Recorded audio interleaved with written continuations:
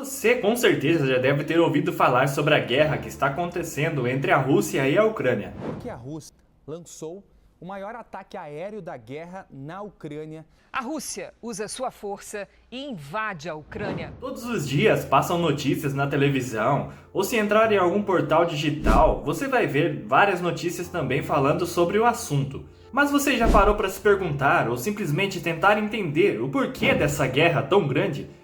Pensando nisso, resolvi trazer esse vídeo para você e explicar de uma forma mais simples possível o porquê desse conflito tão grande. Antes de começarmos o vídeo, quero pedir a sua ajuda. Clica no botão de se inscrever se for novo por aqui e não se esquece de deixar o seu gostei nesse vídeo e assiste até o final que eu tenho certeza que você não vai se arrepender.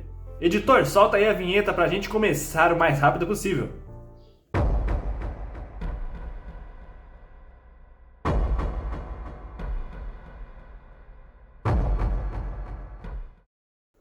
A guerra entre a Rússia e a Ucrânia não começou do dia para a noite. Esse conflito é o resultado de décadas, ou até mesmo séculos, de disputas históricas, interesses geopolíticos e tensões entre o Oriente e o Ocidente.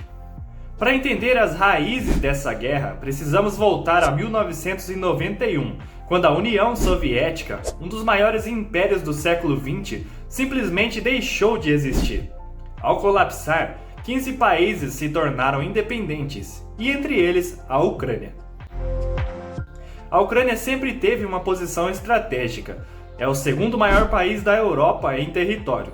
Faz fronteira com a Rússia e também com vários países da União Europeia.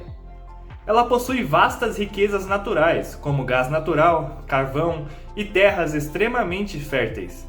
Por muito tempo, a Rússia enxergou a Ucrânia como parte de sua zona de influência, ou seja, um território que, mesmo independente, deveria continuar alinhado politicamente com Moscou, capital da Rússia. Mas não foi isso o que aconteceu.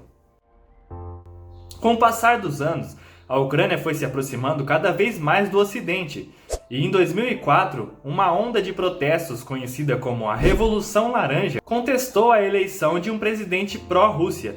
E em 2014, outro levante popular derrubou o então presidente Viktor Yanukovych, que também era aliado do Kremlin. Esse foi o ponto de ruptura.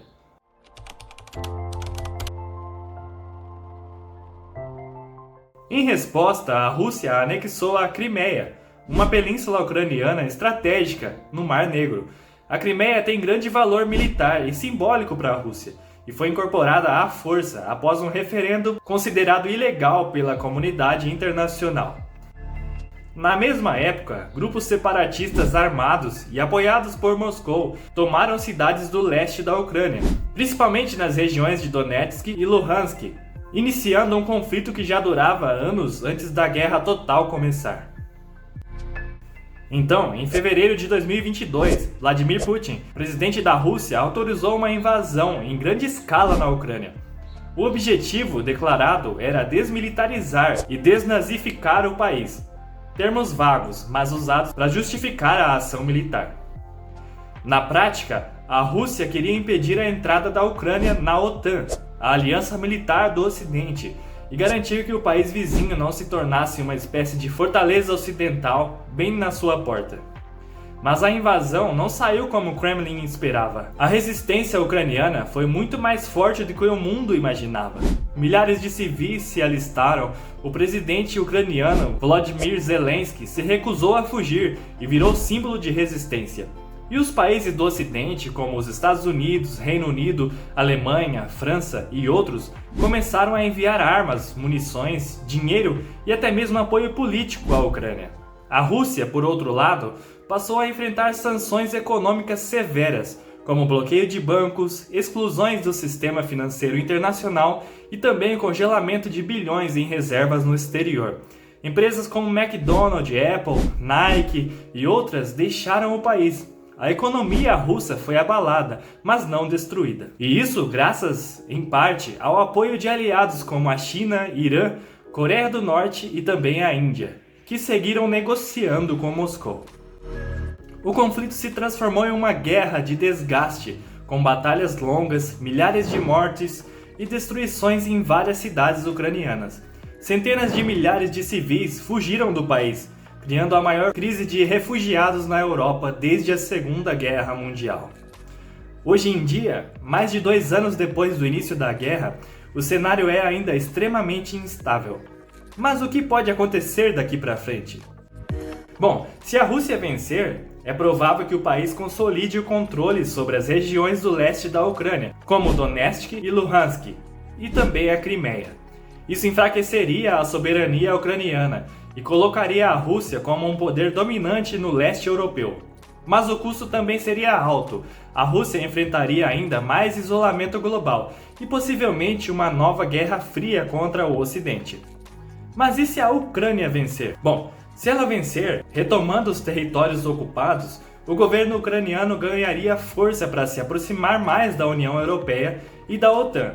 A Rússia sairia enfraquecida, com sua imagem global manchada, e possivelmente enfrentaria tensões internas, protestos e até mesmo crises de liderança no Kremlin.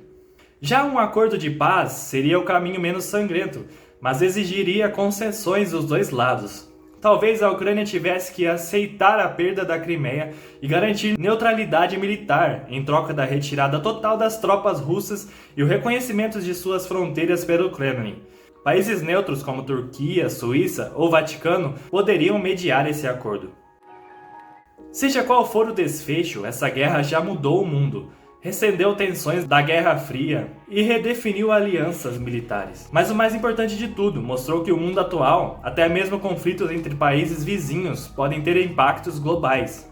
Gostou do conteúdo? Não se esquece de curtir, compartilhar e seguir o nosso canal. Clique em se inscrever agora se você ainda não clicou. Obrigado por ter assistido até aqui, vou ficando por aqui e até o próximo vídeo.